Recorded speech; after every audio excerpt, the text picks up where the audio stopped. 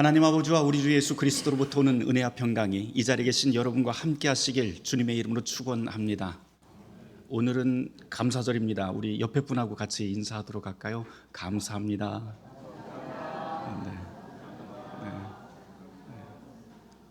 뭘 감사해야 되는지도 모르고 그냥 감사합니다. 네. 오늘 감사절이라고 하는 것은 교회력에 따라서 우리가 또 우리 교회가 11월 첫째 주를 늘 그렇게 감사절로 지키기도 하지만은요, 오늘 처음 오신 분들도 이 제단 장식을 보고 오늘이 감사절이구나 이렇게 느끼실 것 같습니다. 감사절이 되면은 제가 그 전날 꼭 있는 하나의 업무가 하나 생겼어요. 그게 뭐냐면은 교회 뒤편에 감나무가 하나 있는데, 대복나무가 있는데 꼭 오후에 그 감나무를 따는 게 또 저의 업무 중에 하나입니다. 혼자 따는 건 아닙니다. 교인들하고 같이, 어제도 장로님하고 또 우리 전도사님들하고 같이 감을 땄는데요. 감을 따다가 또 이렇게 그 풀이 많잖아요. 여기가 풀이 굉장히 많은데 풀숲에서 또 뭐를 발견했냐면 호박을 또 발견해하고 또 호박도 따오고요. 저기에 보시면 또 우리 교우 가운데 한 분이 가락시장에서 일을 하시는데요. 가락시장에서 무를 이렇게 판매를 하시고 도매를 하시는 분이 있습니다. 우리 점심시간에 늘 무 맛있게 먹잖아요. 그거 다 그분이 우리한테 신영재 집사님 가족이 저희한테 헌무를 하시고, 그래서 우리가 항상 늘 그렇게 기쁘게 감사한 마음으로 저희가 식사를 하게 됩니다.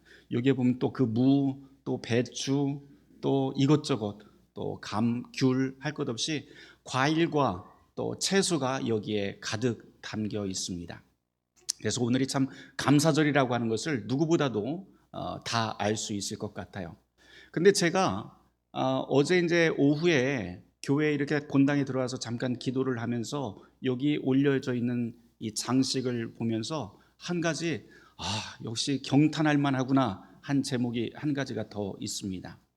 무엇이냐면은 우리에게 감사할 제목들이 참 많이 있지만 여기에는 우리가 수확한 것들, 다시 말해서 우리가 힘써서 애쓰고 한 것들뿐만 아니고, 보시면은 해바라기, 또 이름 모를 풀, 이런 것들도 제단 위에 올라와 있어요. 어떻게 보면 우리가 수확하지 않은 것들임에도 불구하고 이 모든 것들이 하나님 제단 위에 올려져서 우리의 감사 제목이 됩니다. 예수님께서 마태복음에서 그런 말씀을 하셨죠. 솔로몬의 모든 영광으로 입은 옷보다도 이 들풀 하나만도 못하다라고 주님께서 그렇게 말씀을 합니다. 왜 그럴까요? 이 들풀 하나, 그리고 꽃 한 송이, 나뭇가지 하나에는 하나님 창조주의 그 손길이 여기에 담겨 있기 때문에 우리는 그것을 보면서 늘 감사를 하게 됩니다. 근데 예수님께서는 그 말씀으로 끝나지 않습니다. 주님께서 마태복음 6장에서 이런 말씀을 하세요. 오늘 있다가 아궁이에 던져질 들풀도 하나님께서 이렇게 입히시거늘 하물며, 그 다음 말씀이 뭐예요? 너희일까 보냐라고 하는 말씀이 나옵니다. 이 모든 것들도 우리의 감사 제목이 되지만 하물며 너희일까 보냐라고 하는 주님의 그 말씀이 참으로 우리에게는 가장 큰 감사의 제목이 됩니다. 우리는 늘 무엇을 먹을까, 무엇을 마실까, 무엇을 입을까 늘 염려를 하지만 우리 주님께서는 이 모든 것들을 너희에게 더하시겠다고 그렇게 복음의 말씀을 통해 우리에게 약속해 주십니다. 이 약속이야말로 이 시간 우리가 깊이 감사해야 될 감사의 제목이 아닐 수 없습니다. 오늘 감사절 맞아서 우리가 교회력 본문으로 4개의 본문을 함께 읽고 또 교독도 하고 했었죠. 그런데 이 4개의 본문 모두가 다 같은 메시지, 같은 주제로 다 관통을 하고 있습니다. 구약의 말씀으로 우리가 신명기 8장을 읽었는데요. 이 신명기 8장은 모세가 마지막 그 가나안 땅을 앞두고 자기의 백성들을 모아놓고, 모압 병제에 모아놓고 마지막으로 했던 40년간의 그 광야 생활을 다 회고하면서 마지막으로 유언하는 유언 설교의 한 대목입니다. 거기에 보면 내용들을 여러분들이 이미 읽었기 때문에 제가 다시 읽지는 않겠습니다. 거기에 보면 지난 40년 동안 하나님께서 함께 하셨던 것을 우리가 기억하고 감사합시다. 그리고 우리에게 주어진 그 미래의 순간도 모두 다 하나님께서 우리와 함께 하십니다. 이것을 잊지 말아야 됩니다 라고 하는 그런 내용으로 신명기 8장이 꾸려지고 있습니다. 시편의 말씀으로 우리가 교독한 말씀도 마찬가지죠. 시편 67편의 고백도, 시인의 고백도 똑같습니다. 하나님께서 우리에게 은혜를 베푸시고 그의 얼굴빛을 우리에게 비춘다라고 하면서 시인은 찬송하고 노래합니다. 그리고 그 빛이 우리의 마음만 비추는 것이 아니라 어디를 비춘다고 하냐면 땅까지도 비추고 그 땅으로부터 소산물들을 얻어낼 수 있다라고 그렇게 고백을 합니다. 이거를 딱 요약을 하면 무슨 말이 되냐면, 하나님께서는 우리의 몸과 마음뿐만 아니고 땅의 모든 것들을 다 통치하시고 또한 일용할 양식들을 이 모든 세계를 통해서 당신의 자녀에게 공급해 주신다라고 하는 그런 감사의 찬송이 바로 시편 67편의 말씀입니다. 사도서간으로 우리 은수가 정말 또박또박 굉장히 긴 그 본문을 정말 훌륭하게 잘 봉독을 했는데요. 그 내용 아주 간단하죠.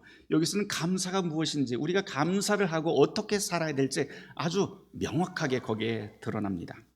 빌립보서 6장 7절 말씀만 제가 한번 읽어보도록 하겠습니다. 아무것도 염려하지 말고 다만 모든 일에 기도와 간구로 너희 구할 것을 감사함으로 하나님께 아뢰라. 그리하면 모든 지각에 뛰어난 하나님의 평강이 그리스도 예수 안에서 너희의 마음과 생각을 지키시리라 라고 그렇게 우리에게 가르쳐 줍니다. 복음서 말씀을 읽은 누가복음 17장 우리가 읽었는데요, 감사절 때마다 늘 우리가 함께 묵상하는 말씀입니다. 10명의 나병 환자 이야기죠. 10명이 치유받았는데 한 명만 돌아와서 예수님께 감사하다고 그렇게 말씀을 드립니다. 여기 나와 있는 이 감사, 이 나병 환자 한 명이 들고 온 이 감사에 주목해야 될 필요가 있습니다. 10명 가운데 오직 한 사람, 그 사람이 어떤 사람인가요? 이 사람은 사실 그 10명이 다 나병에 걸렸지만 그 중에서도 더 심각한 사람입니다. 이 사람은 사마리아 사람이에요. 사람 취급을 받지 못하는 사람입니다. 어찌 보면은 그 나병에서 나았다 하더라도 이 사람은 그 유대 땅에서 사람 취급을 받지 못하는 사람이 바로 이 돌아와서 감사를 드리는 한 명입니다. 그런데 이 사람이 누구에게 돌아오냐면 바로 예수에게 돌아와서 하나님께 영광을 돌리게 됩니다. 이 구절을 통해서 마가복음서 기자는 복음서 기자는 한 가지 메시지를 우리에게 분명하게 가르칩니다. 그것이 무엇이냐면 우리의 감사가 바로 예수 그리스도를 통해서 하나님께 영광이 올려진다라고 하는 그 메시지입니다. 우리가 하나님을 만나는 방법, 전능하신 분을 만나는 방법, 신을 만나는 방법, 이곳저곳에서 여러 종교에서 가르치지만 복음서와 우리가 기독교에서 교회가 가르치는 하나님을 만나는 방법, 신을 만나는 방법 오로지 하나입니다. 그것은 바로 예수 그리스도를 통해서 만난다라고 하는 것을 복음서 기자는 우리에게 강조합니다. 그리고 그 신앙은, 하나님을 만나는 신앙, 예수를 통해서 만나는 신앙은 분명히 감사를 통해서 그 삶으로 증명이 되어야 된다라고 하는 것도 이 복음서 누가복음 17장이 우리에게 가르치는 아주 중요한 메시지라고 할 수가 있습니다. 이 말씀을 거꾸로 해보면 더 좋을 것 같아요. 예수 없는 신앙은 우리의 신앙이 아니다. 그리고 그 신앙 안에 감사가 없으면 그 역시 헛된 신앙이다라고 하는 것이 바로 이 복음서가 우리에게 가르치고 있습니다. 누구든 그렇잖아요. 받은 게 크면 클수록, 감동이 크면 클수록 또한 그 응답하는 것도, 감사도 클 수밖에 없습니다. 그리고 그 감사가 때로는 우리에게 용기 있는 삶을 만들어내기도 합니다. 제가 종종 여러분들에게 초대교회 얘기를 종종 하곤 합니다. 특별히 3세기 이전에, 그러니까 기독교가 로마 제국에서 공인받기 이전 그 시대에 교회가 어떻게 살았을까라고 하는 이야기를 종종 여러분에게 설명을 하곤 하는데요. 그 가운데서도 교인이 되는 과정, 입교하는 과정에 대해서 제가 설명했던 거 여러분들이 기억을 하실 거예요. 지금이야 뭐 등록카드 한 장이면 교인 되는 것 그냥 식은 죽 먹기고요. 또 교회와 목사와 교인이 마음에 안 들면 언제라도 확 떠나버리고 다른 교회 가버리면 뭐 괜찮지, 그렇게 생각하는 시대가 돼버렸습니다. 하지만 1세기에서부터 3세기, 우리가 소위 초대교회라고 부르던 이 시기에 교인이 된다는 것은 절대로 간단한 일이 아니었죠. 교인이 되려면 최소 3년에서 5년 입교 교육을 받게 됩니다. 그런데 그냥 입교 절차가 아니고요, 여기에서는 그 사람의 신념, 소속, 행동이 정말 변화했는지 이런 것을 검증하는 시간이 바로 이 3년에서 5년에 걸친 입교 과정입니다. 이 사람이 이제껏 세상에서 돈과 명예를, 나의 모든 목숨을 걸고 살았던 사람들이 이제는 그것이 아니라 예수만, 이것이 하나님만을 위해서 내가 나의 목숨을 걸고 살겠다, 그리고 이제는 나의 모든 행동도 바로 하나님의 그 뜻에 따라서 살겠다 하는 것이 증명이 되었을 때 비로소 교인으로 받아들이게 됩니다. 쉽게 말해서 이제껏 살아왔던 자기의 모든 삶의 가치관을 송두리째 바꾸는 과정이 입교의 과정이고 세례의 과정이라고 할 수가 있습니다. 그렇게 새로운 존재로 거듭날 때 우리는 그리스도인, 교인, 성도라고 하는 이름을 붙이게 됩니다. 3년 동안 하는 일을 보면은요, 3년 동안 그 후견인과 같이 매일 아침마다 말씀을 듣고 기도회를 하고요, 또 이 사람의 행동과 말 모든 것들이 변했는지 늘 체킹을 하게 됩니다. 그런 다음에 3년이 딱 지난 다음에 목회자가 딱 봤을 때, 이 사람 정말 변했구나, 3년 전과 비교해서 정말 변했구나 했을 때 비로소 부활절 직전 한 주간, 우리가 보통 성주간 또는 뭐라고요? 고난주간이라고 말하는 이 일주일간의 기간을 통해서 마지막 입교 절차에 들어가게 됩니다. 선발된 사람만. 그리고 이 입교 절차가 다 끝나게 되면 드디어 부활절 새벽에 이 빛이 떠오를 적에, 해가 떠오를 때 그때 세례를 주고요, 드디어 첫 번째 예배를 정식으로 드릴 수 있게 됩니다. 교인이 된 사람이 정식으로 함께 예배를 드리면서 함께 참여할 수 있는 순서가 무엇이에요? 바로 그때 비로소 성찬예를 함께 나누게 됩니다. 그 이전까지는 말씀의 예배는 모두가 다 들을 수 있었지만 세례받거나 입교하지 않은 사람들은 성찬을 함께 나누지 못했던 것이죠. 그런데 한 가족이 되어서 이제 성찬의 시간에 목회자가 빵과 포도주만 주는 게 아니라는 게 또 특별합니다. 첫 번째 그 시간에 입교한 사람들과 함께 나누는 것이 있었는데요, 그것이 뭐냐면 빵과 포도주를 주되, 포도주에 그냥 포도주만 주는 게 아니고 거기다 뭐를 섞어요. 뭐를 섞냐면 물을 섞습니다. 그리고 빵과 포도주, 물만 이렇게 섞는 게 아니고 나중에 또 무엇을 주냐면 그 자리에서 꿀과 우유도 함께 나눠서 함께 먹도록 합니다. 모든 교우들이 바로 그 첫 번째 부활절 예배 때 바로 그렇게 나누는 것이죠. 좀 특이하죠? 특이합니다. 우리는 떡과 포도주만 나누어주면서 성찬이라고 하지만 고대 교회에서 입교자들에겐 물, 꿀, 우유까지 주는 거예요. 빵과 포도주는 우리가 다 아시다시피 그리스도의 성찬을 상징을 합니다. 그리스도의 몸과 피를 상징하는 것이 바로 이 포도주와 빵이죠. 그런데 포도주에 물을 섞는 건 요한복음 19장 34절에 보면 이런 말씀이 나옵니다. 그리스도께서 십자가에서 창에 찔리셨을 때 뭐가 나와요? 물과 피가 함께 나왔다라고 하는 그런 표현이 나옵니다. 그래서 첫 번째 입교한 사람들이 함께 예배를 드리면서 성찬을 나눌 땐 바로 그리스도의 십자가 사건을 우리가 기억을 하자라고 하는 그런 의미가 이 안에 들어 있습니다. 입교한 사람에게 성찬 때 또 다른 거 뭐 준다고 그랬어요? 꿀과 우유. 꿀과 우유 왜 줄까요? 아침밥 안 먹고 왔으니까? 네. 이것도 우리 성경에서 이미 찾아볼 수 있는 겁니다. 출애굽한 백성들이 홍해를 가르고 또 40년 광야 생활을 한 다음에 어디로 들어가게 돼요? 가나안 땅에 들어가게 되는데, 가나안 땅에 들어가기 전에 늘 자기네들이 소원했던 것이 뭐예요? 그리고 하나님께서 약속했던 것이 뭐예요? 젖과 꿀이 흐르는 땅으로 너희를 인도하겠다라고 하는 그 약속이 있었던 거예요. 그래서 우유와 꿀을 첫 번째 예배 시간에 그렇게 함께 나누면서 사람들은 무엇을 기억을 하냐면 이제 우리는 하나님께서 약속하신 새로운 세계 안으로, 새로운 땅 안으로 들어왔다라고 하는 것을 기억을 하고 이전과는 완전히 다른 삶을 살기 시작하는 것이죠. 이것이 바로 첫 번째 예배, 입교한 사람들과 온 교우가 함께 나누는 첫 번째 예배라고 할 수가 있습니다. 이것으로 모두가 이제 약속의 땅 가나안으로 들어가고 이곳에서 거룩한 하나의 가족이 됩니다. 제가 방금 말씀드린 것은 제가 지어낸 얘기는 아니고요. 3세기 히폴리투스라고 하는 분이 사도전승이라고 하는 문서에 이렇게 기록한 내용입니다.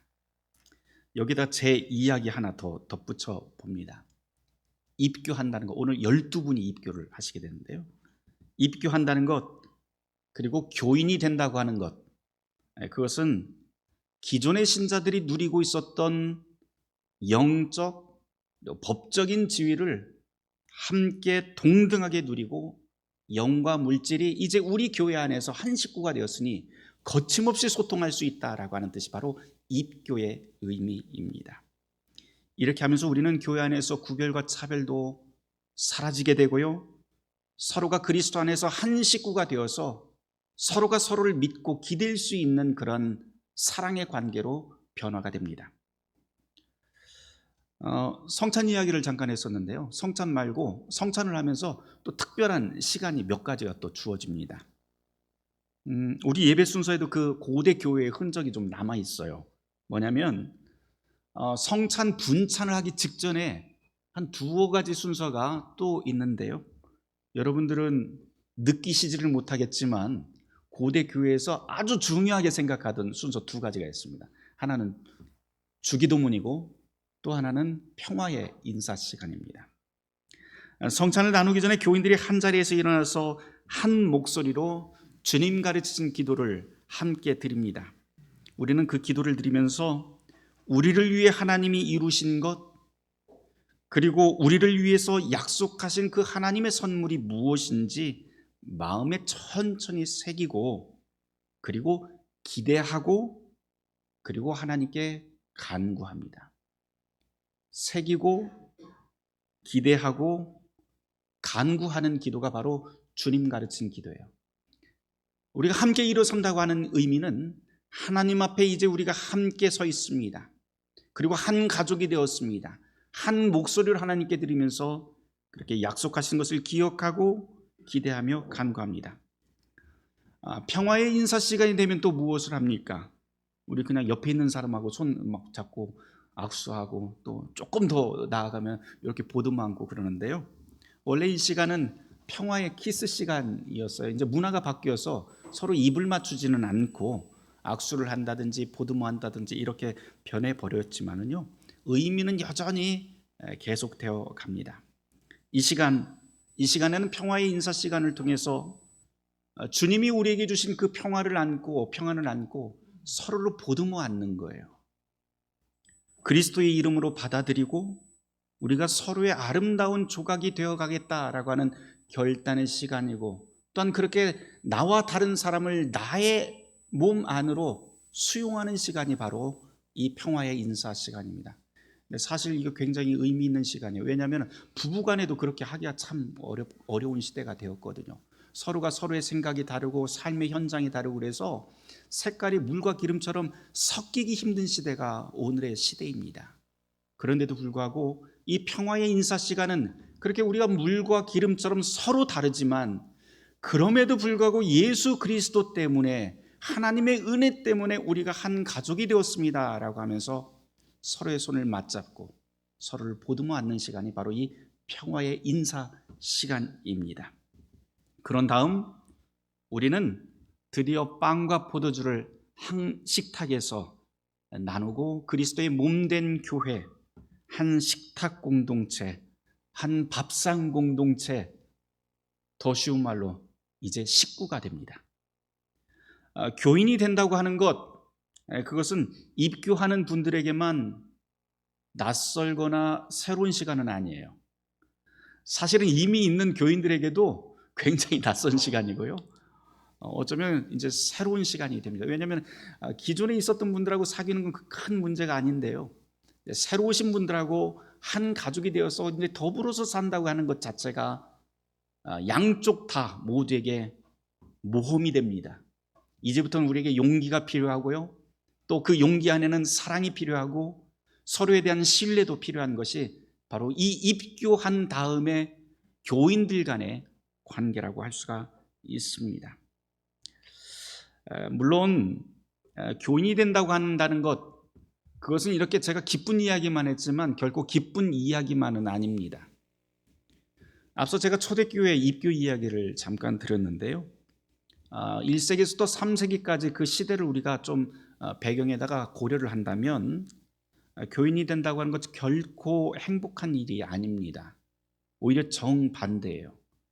어떤 면에서 교인이 된다고 하는 것은 그 시대를 고려한다면 박해의 시대였기 때문에 불 속에 제 발로 뛰어드는 것과 같은 것이 바로 교인이 되는 겁니다. 그러니까 여러분도 오늘 이 앞자리에 지금 12분이 앉아 계신데요.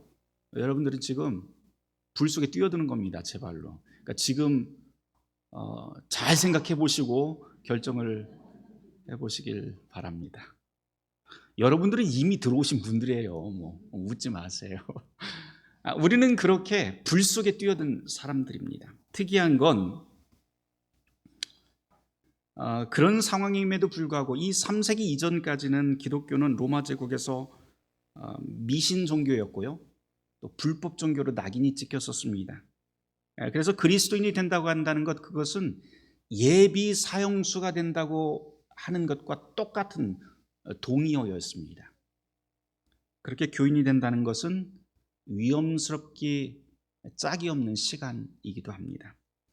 그런데 아주 특이한 건 그런 상황에도 불구하고 3세기 교인들의 숫자가 박해의 기간 동안 폭발적으로 늘어났다는 역사가 있어요.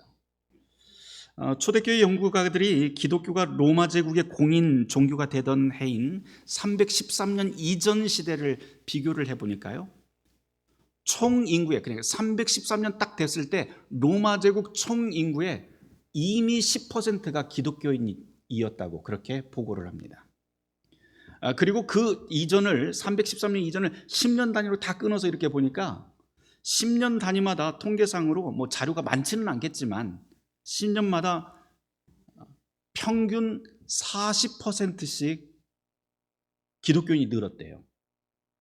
이게 이제 초대교회 연구가들이 이야기하는 대목입니다. 그런데 참 이상하지 않습니까? 박해의 시대였어요. 거의 한 100년 정도가 박해의 시대였는데, 그리고 기독교인이 된다고 하는 것은 예비 사형수가 된다고 하는 것인데 어떻게 교인들이 그렇게 늘을 수가 있을까요? 무슨 이 시대에 무슨 전도 폭발 프로그램이 있었을까요? 아니면 뭐 다단계 작업을 했을까요? 아니에요. 그런 거 없었습니다. 오히려 이 시기를 연구하는 연구사가들이 이야기하는 아주 특이한 대목이 하나 있습니다. 3세기 이전 교회에서는 전도를 안 했대요. 이게 또 특이한 거예요. 전도를 안 했대요. 박해당하고 죽음이 눈앞에 선하게 보이고 게다가 전도도 안 하는 그런 종교 집단이 왜 그리도 생명력 강하게 폭발적으로 성장할 수 있었을까요? 여러분은 그 이유가 어디 있다고 생각하시나요? 로드니 스타크라고 하는 초대교회 연구가가 그 이유를 딱 한마디로 정리를 하더라고요. 뭐라고 말하냐면 매력이 있었다. 매력이 있었다, 이렇게 정리를 해요. 교인이 된 사람들, 그리고 그 시대의 교회라고 하는 그 공동체의 사람들은 매력이 있었대요. 생각과 말과 행동이 무언가 달랐대요. 교인이 된 사람들과 교회가 교회 바깥에 있는 사람들을 감동으로 움직이는 대서사가 되었다라고 그렇게 이야기를 합니다.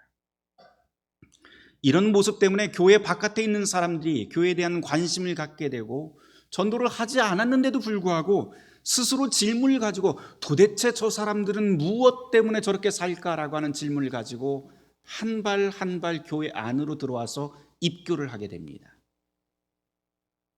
박해의 시기, 지금 우리의 세계, 우리의 상상, 우리의 논리로 보자면 분명히 교회가 사라지고도 남았을 만한 그런 환경 속에서도 교회가 힘을 얻은 이유가 바로 이런 것들이에요.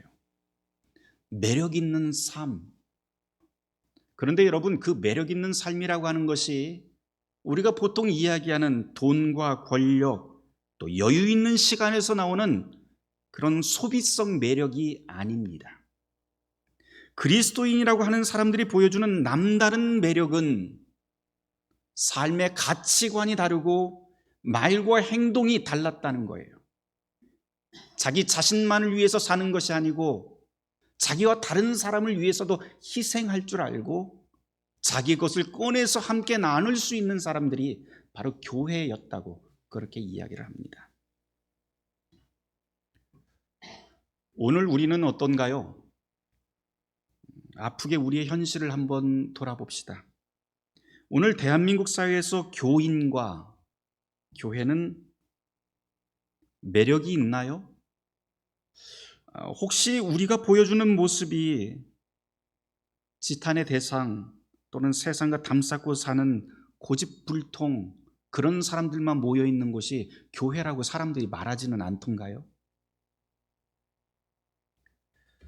우리의 생각과 말과 행동이 그리스도의 향기를 오롯이 품어내고 있는지 돌아봐야 됩니다.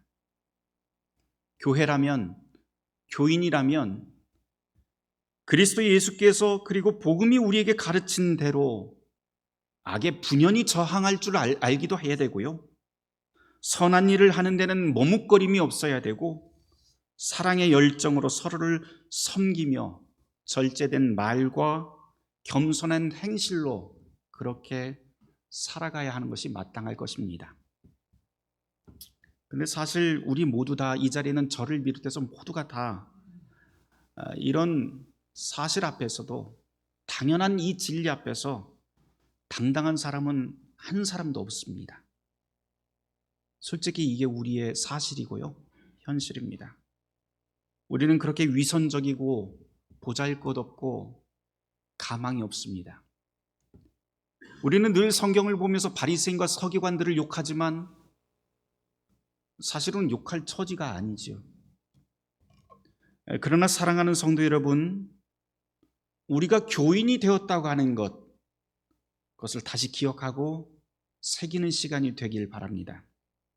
그렇게 가망 없는 우리를 주님께서는 우리를 부르셨다라고 하는 것이 또한 복음입니다. 우리의 생각과 능력을 넘어서는 하나님의 사랑이 우리를 그분의 자녀로 받아주시고 불러주셨습니다. 십자가의 구원이 바로 한없이 가망 없는 저와 여러분을 위한 은혜의 사건이라고 우리가 늘 고백합니다. 그러면서 우리는 성찬을 함께 나누면서 그 기억을 다시 되새깁니다. 주님께서 우리를 위한 거룩한 성찬, 거룩한 양식, 거룩한 밥이 되셨듯이 성찬을 나눈 우리가 이제는 세상에서 세상을 위한 거룩한 성찬, 거룩한 양식, 거룩한 밥이 되어야 될 차례입니다. 이 일을 위해서 우리가 마음과 두 손을 모으는 모든 그리스도인들에게 우리의 주님께서는 우리 앞에서, 우리의 곁에서, 그리고 우리의 뒤에서 도우실 것입니다. 이것이 바로 주님께서 우리에게 약속하신 가장 큰 감사의 제목입니다. 끝으로 한 말씀만 드리고 마치겠습니다.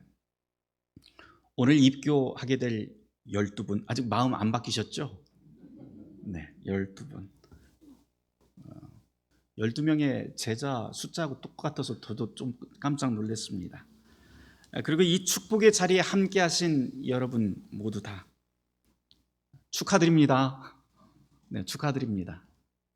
사랑하는 성도 여러분, 오늘 우리의 감사가 오늘 하루 찬송하고 흥겹게 축하드립니다, 감사합니다 이렇게 말로만 끝나는 그런 감정만 붕 뜬 감사의 시간이 아니라 성령의 도움 가운데서 서로를 위로하고 섬기고 생명을 북돋는 복된 성도의 시간, 영원한 감사의 시간이 지금부터 시작되길 주님의 이름으로 축원합니다.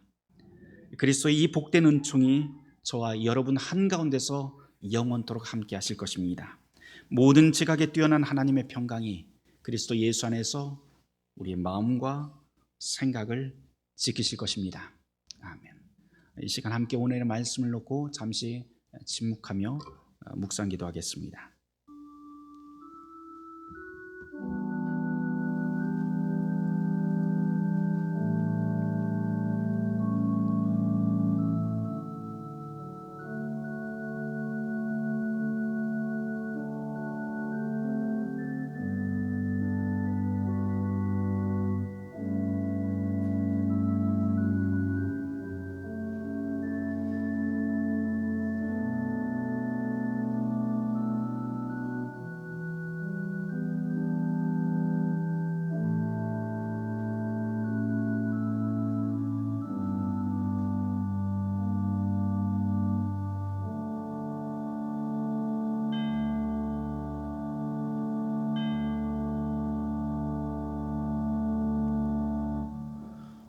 주님께서는 우리를 불러 거룩한 성찬 공동체가 되게 하셨습니다. 주님께서 당신의 살과 피를 우리에게 나눠 주셨으니 그 양식의 힘으로 이제 세상을 위한 양식으로 살게 하여 주시옵소서.